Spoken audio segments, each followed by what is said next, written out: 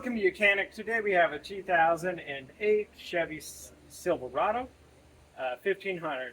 On this vehicle we're going to go over the process to be able to change out your front brakes and rotors. So to start with, you're going to want to raise up your vehicle, support it on jack stands or something suitable so that it's not going to fall on you, and then being able to remove your tire.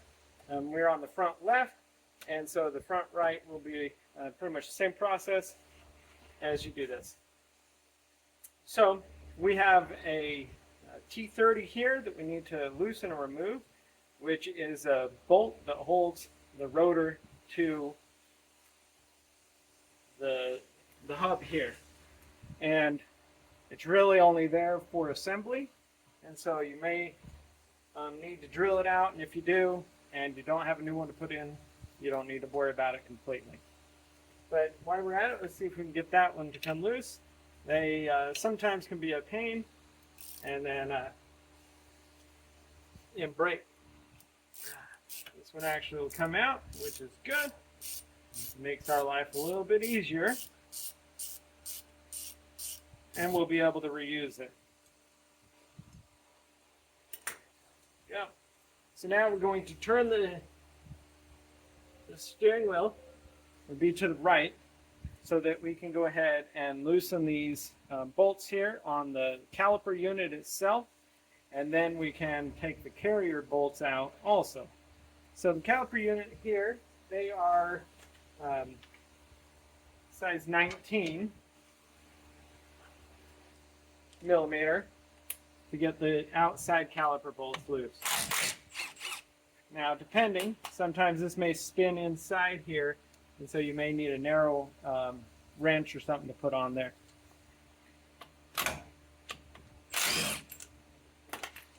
Right.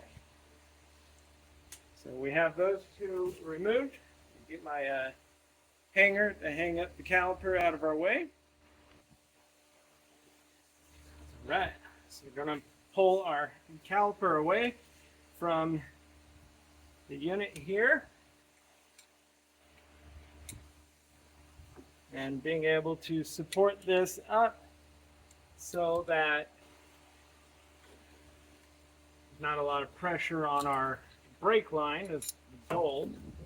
You know, I guess it can sit right up there, not too bad. So we'll just let it sit there and hold in there. So then we have our brake pads to remove. And clearly somebody did a pad slap here, but didn't decide to do the rotor at the same time.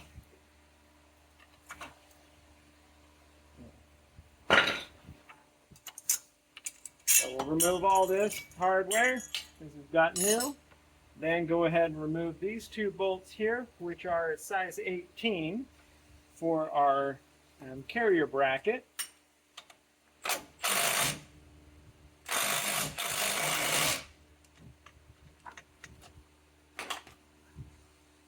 Apparently I need some more power for those.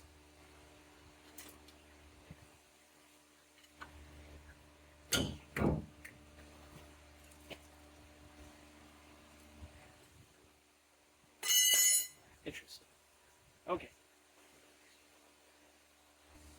All right, bringing out the larger guns.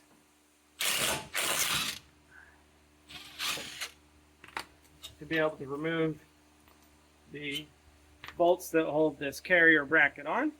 And now we can remove that. Now we can also remove our brake rotor. Sometimes we need to smack with a hammer to get it off. This one we didn't need to. So set that aside. Do any cleaning of the rust and debris off of here is always good. Now we have our new rotor. It is always good to spray down with a coat of brake clean to get the grease and oil off of it. So you could do both sides there. And then we have two bolts here, which these are to be able to drive bolts in to pop this off if you need to. We line up this one here with our little bolt holder here.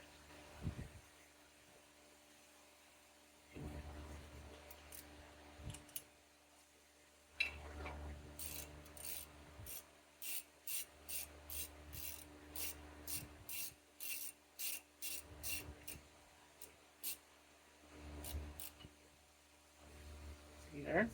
Holds that in place. Don't need to really make that super tight because this is going to stay in place with all of your lug nuts and whatnot. So we've got that. Let's go ahead. We can put our carrier bracket back on.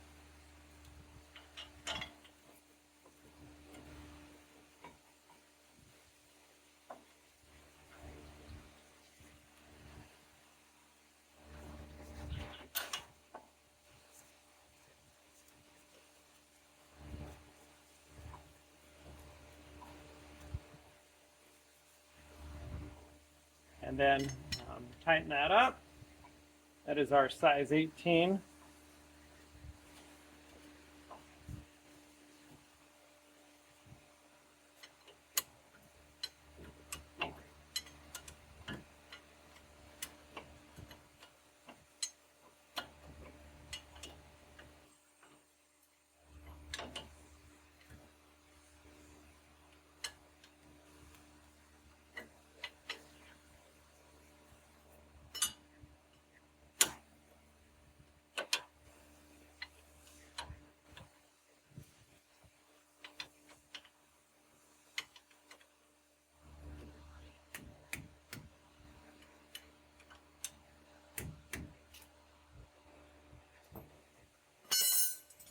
All right, we get those good and tight.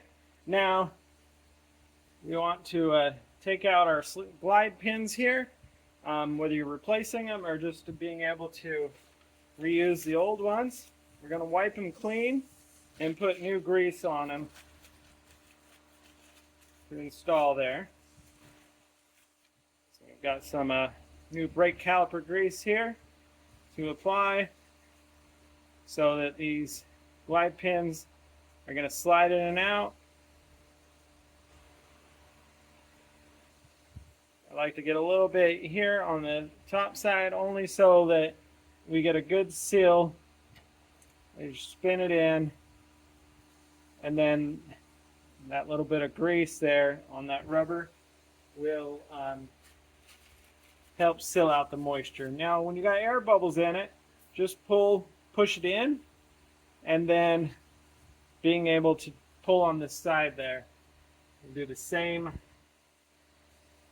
the top here, pulling this out, cleaning it off, putting new grease on it.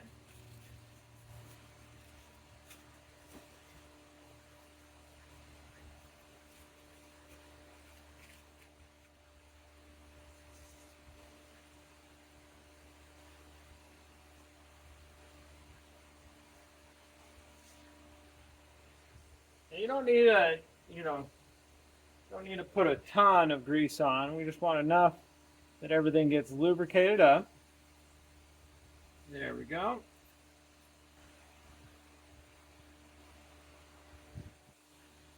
Okay. Now we need to push the caliper pistons back. And using a pusher tool, and I like to use the old brake pad in there to be able to have a solid surface to push back on this. Now we've got dual pistons here, so we want to push them back fairly equally, and being I don't have a dual piston pusher, do a little bit on that one and then a little bit on the top one, and just kind of work them back.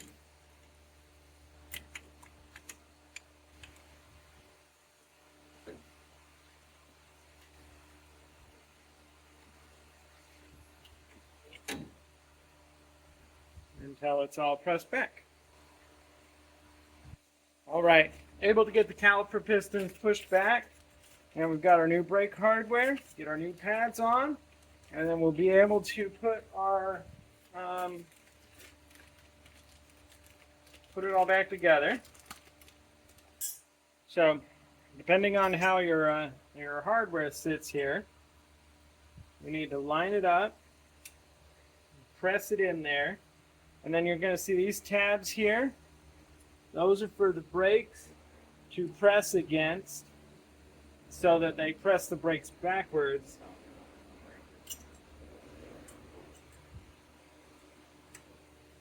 So that they don't constantly ride on your caliper, or not caliper, on your rotor as you go down the road. So just kind of center these in here. Doesn't hurt to kind of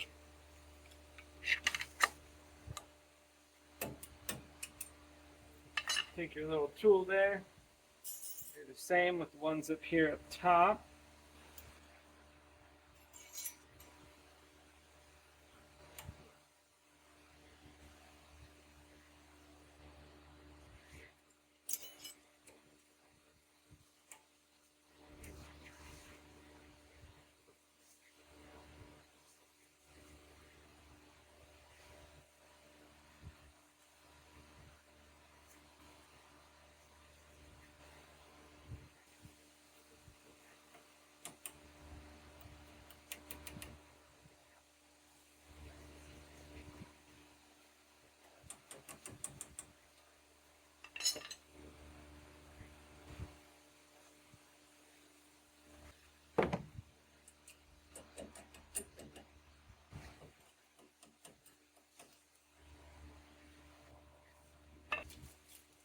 All right, take our brake pads to be able to install them. Now, we've got the ones with the wear sensor on here. So you want that wear sensor generally. It doesn't always work, but you want that wear sensor to be so when your car is going in the forward action motion. So on this, it would be on the bottom side. So we're going to put it on the bottom side on the inside generally. And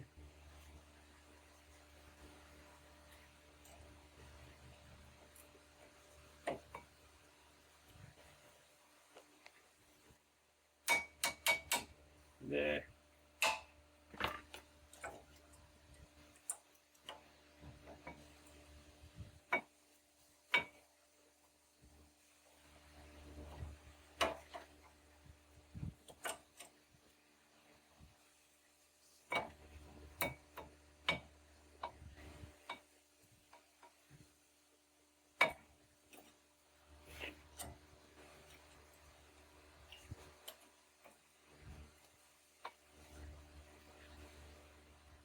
All right, just had to remove the clips again and then just kind of get a little bit of debris that was off on there.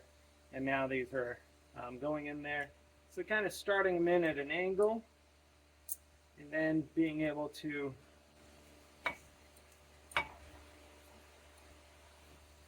press them back.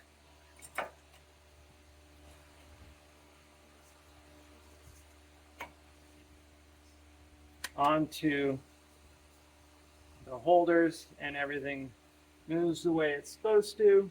We have our little clips in there that are helping hold this away from the rotor itself so that we shouldn't get any real road noise or brake noise.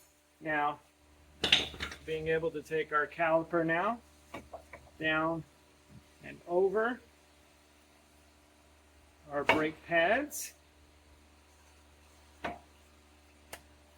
and then being able to install our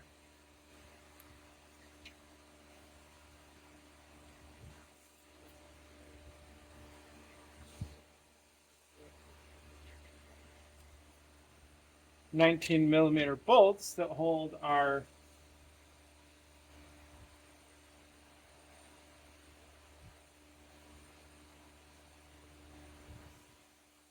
caliper to the carrier bracket and everything in together.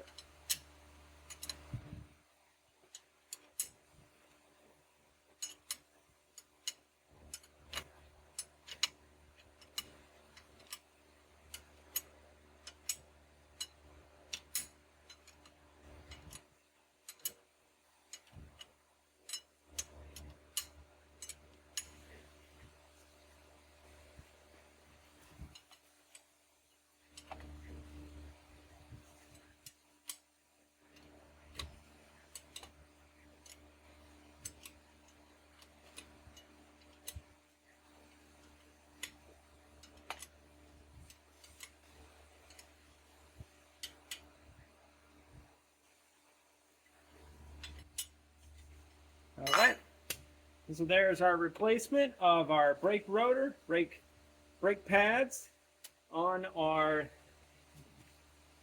Chevy Silverado of a 1500. And so that's how you would replace your brake pads, rotors, and then being able to repeat that process on the other side. And then when you're done here, you want to be able to pump the brake a few times before you roll out, so that your when you hit the brakes, your brakes are going to work like they're supposed to. And then also, for your safety there.